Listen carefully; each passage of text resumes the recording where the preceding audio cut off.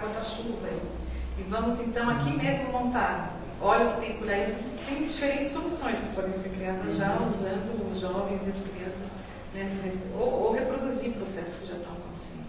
E o que eu tem alguns depositórios desses movimentos do empreendedorismo social que já estão colecionando mundo afora essas experiências ou estimulando. Então, a Choca, a Avina com Mercados Inclusivos, a Fundação Schwab, o dono do eBay, que é uma fundação que financia isso, a Tenísia, tem a ANDI nos Estados Unidos, mas ainda são coisas assim, que estão numa escala. Então essa disseminação no planeta precisa dar um pulo aí do salto. E as escolas podem ajudar muito. E aí, então, assim, tomando esse gancho das escolas e pensando um pouco nessa questão do currículo, né? Como é que esse currículo oficial, você que lida com a escola, com a educação à distância e tal, como esse currículo oficial, que muitas vezes é tão enrijecido, né? Ou como o Gilson falou, vem os pacotes de cima da secretaria da escola, como que esses valores, esses temas, esses conhecimentos não são só valores, tem muito conhecimento aí, porque eu sinto isso muito, quer dizer, toda essa questão de uma educação científica que a gente precisa ter muito. Como é que isso dialoga com o currículo oficial da escola? Como pode dialogar? Hoje a gente vive uma situação que é estranha, né? Porque pense que os avaliadores são sempre em cima de conteúdos. O conteúdo que um menino tem que ter ao sair do ensino médio é um absurdo. É um volume de informação, de conhecimento, de habilidade de fazer isso, aquilo outro, tão grande, que eu acho que essa prática de refletir e de ter uma visão crítica e desenvolver posturas fica para segundo plano. Os professores, se você conversa assim, de um modo geral, o professor do ensino médio, ele está preocupado em cobrir a matéria e ele não consegue. Então eu vejo o caso de biologia. O conteúdo de biologia exigido nos vestibulares ou até mesmo nas diretrizes curriculares é enorme. O professor, por sua vez, tem 2 aulas por semana. O que ele pode fazer numa sala de aula se os alunos dele vão ser cobrados por desempenho de conhecimento, por conhecimento acumulado? Ele não tem como discutir questões mais profundas, ou ele não tem como desenvolver posturas nesses alunos, né? Então, ou isso já veio lá de trás e vai permanecer como está, porque ele não tem oportunidade de dizer. Esse é o grande problema. O currículo oficial, ele é extenso demais.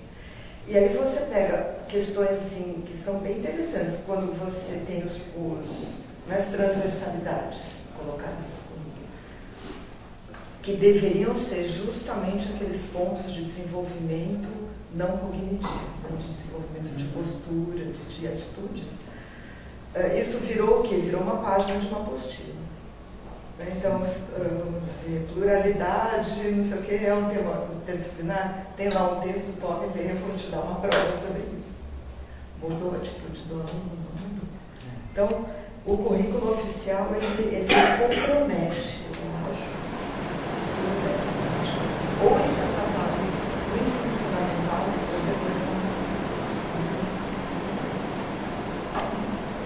no ensino médio coloca as pessoas muito pro objetivo, que é passar no vestibular. Pois você acaba perdendo um tempo precioso ali de formação. Eu acho que a gente tem assim, os exames, mas a gente tem o Enem, que a maioria dos alunos das escolas públicas então, ficar no Enem, e não tem essa cobrança tão... Mas existem cursinhos para o Enem já. Quando o avaliador vira o objetivo, você tem um problema enorme nas estratégias do que ensinar. A avaliação está valendo mais do que o aprendizado. Ela virou objetivo. virou o foco final, assim. A gente estuda para aquilo e não para se desenvolver ou então para se formar como cidadão. Eu acho que enquanto os sistemas avaliadores continuarem sendo esses, e hoje eu não enxergo melhor, infelizmente, eu acho que ninguém enxerga, as coisas vão continuar sendo muita motivação pelo objetivo final, né, que vai ser esse. Mas, assim, dando um pouco do enfoque na tecnologia, talvez a gente não consiga quebrar o sistema, né, e impedir que essa quantidade de conteúdos seja disponibilizada para esses alunos. Porque, no fim das contas, essa é a parte mais difícil de a gente modificar. Porque os alunos vão ter que adquirir todos esses conteúdos. Então, uma coisa que eu fui me questionando durante esses últimos 2, 3 anos é como que a gente faz para criar coisas que vão agregar a sala de aula de maneira que esses conteúdos sejam transmitidos de uma maneira mais rápida e permita que o professor consiga ter mais tempo para transmitir os valores que realmente são necessários para tudo isso.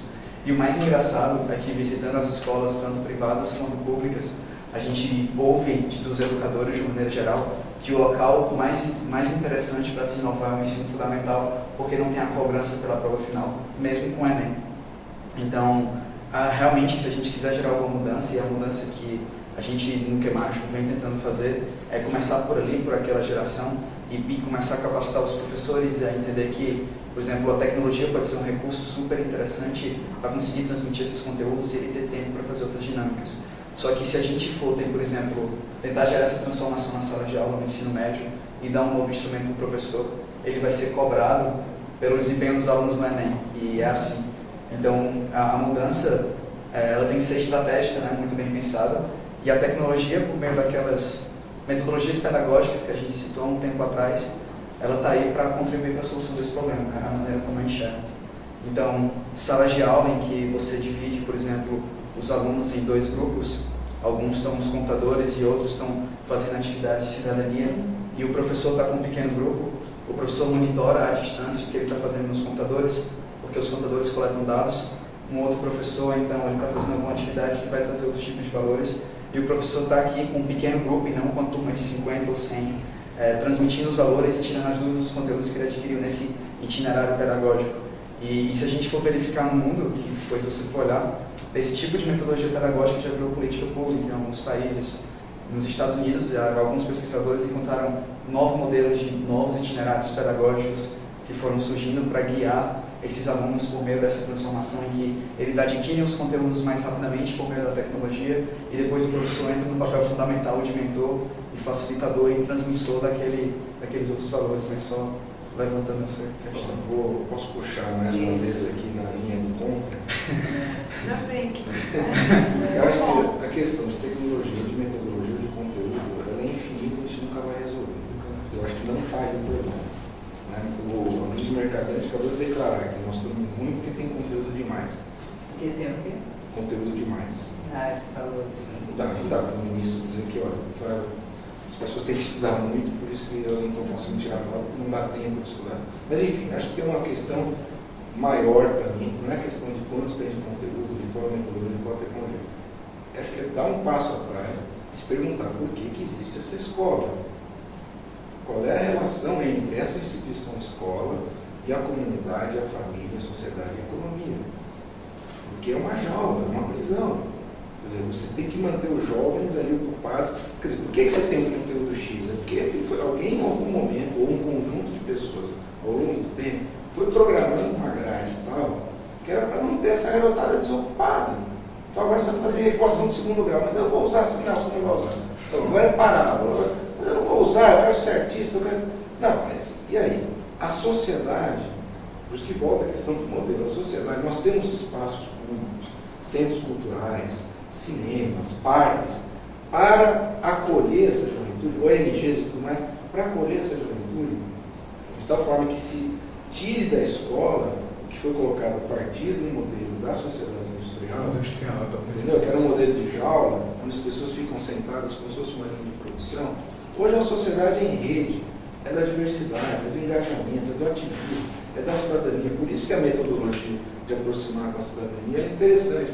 Mas não é porque, vamos dizer, vai ser menos conteúdo. É porque a escola, como célula fabril, fordista, numa prisão, já era. Só que nós estamos introduzindo as novas tecnologias e as novas questões sociais e ambientais num ambiente que é o da prisão, fábrica, escola de 2 séculos atrás. Na escola é quase é um regime disciplinar que era essencial para o capitalismo naquela época. Para superar a crise daquele capitalismo, precisa de outra escola.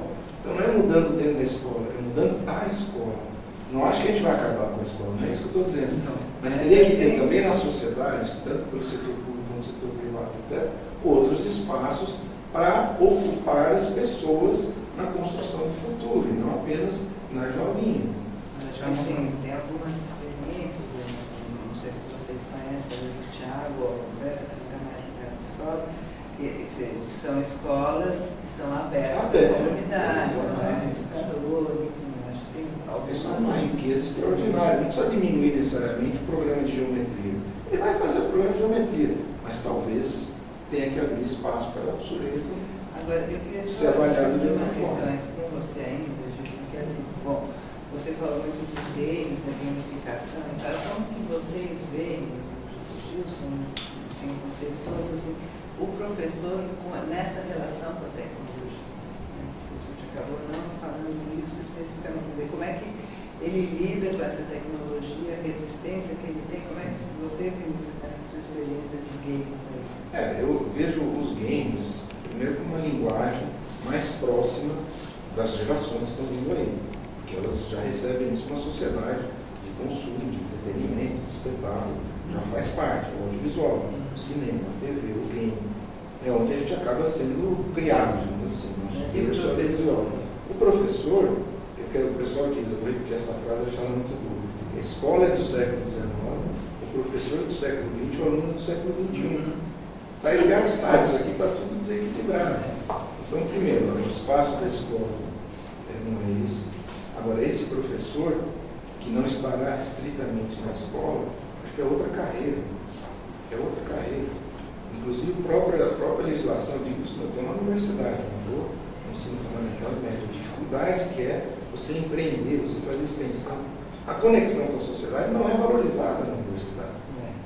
Não é valorizada. Você tem que fazer o paper, você tem que estar na ponta do conhecimento, publicando, orientando as metas quantitativas iguaizinhas nos estágios anteriores, elas continuam na universidade, embotando e asfixiando esse professor, que teria que ser um professor cidadão, um professor sonhador, um professor empreendedor. É outro professor. O sistema não está estruturado para gerar esse professor, está estruturado para gerar um robô.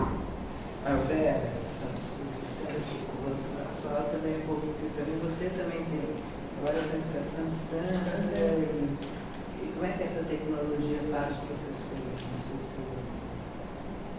As novas, pensar as novas tecnologias. É difícil você introduzir uma tecnologia do século XXI, professores do século XX, com cabeça do século XIX.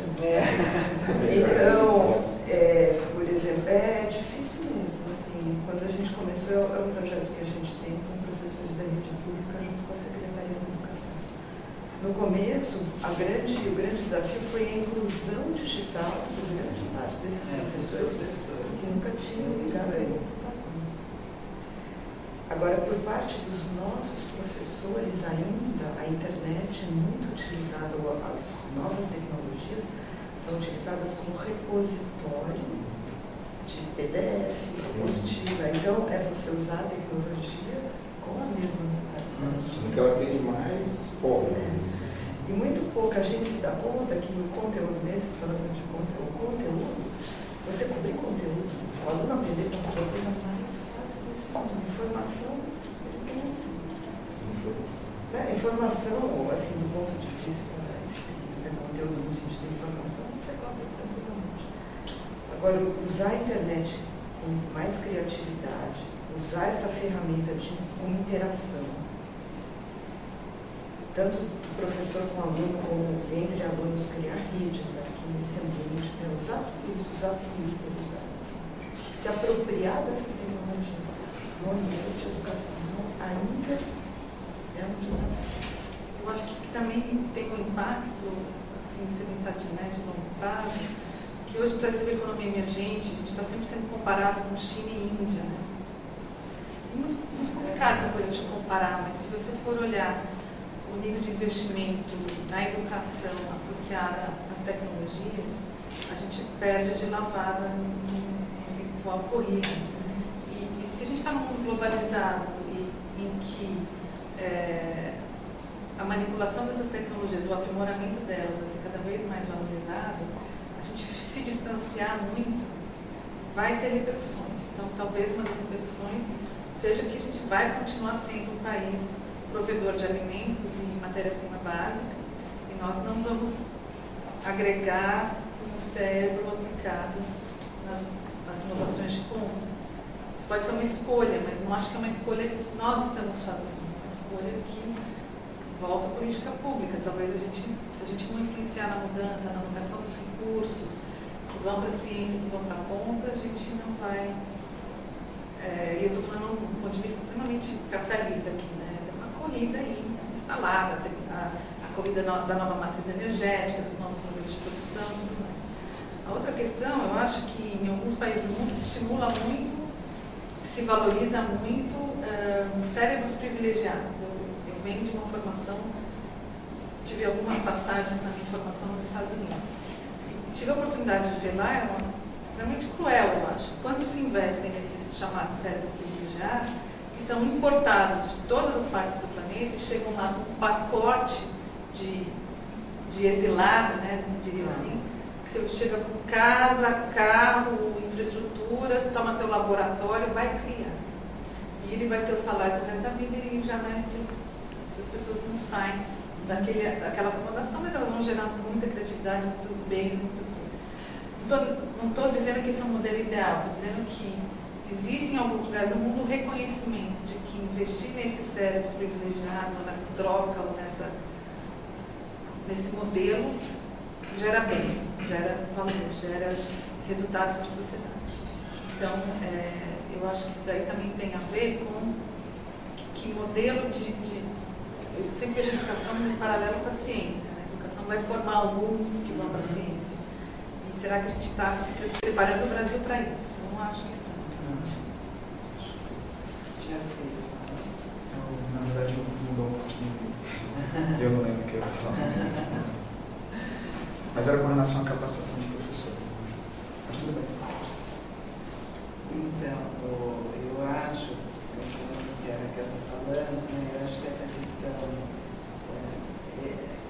enfim, nós estamos falando disso, né, acho que tem uma defasagem muito grande entre muito do que nós estamos conversando aqui e a escola real que está acontecendo no dia a dia. Né?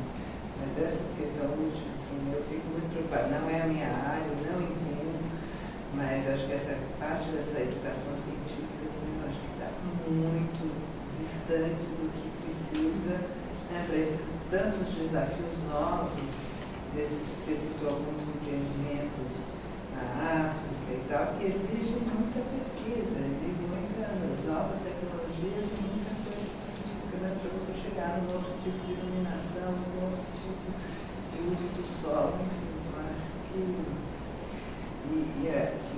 nós temos uma avaliação que vocês falaram muito de avaliação, né, que está priorizando basicamente leitura, né, como escrita, leitura e matemática. Quer dizer, não temos todos os valores e atitudes que discutimos aqui sendo privilegiados, como também a ciência também não está sendo. É interessante que esse déficit de conhecimento científico ele afeta a inovação, mas ele afeta também a gestão. Porque o bom gestor ele tem que saber tomar decisões. E a tomada de decisões implica uma capacidade de separar a informação, analisar, separar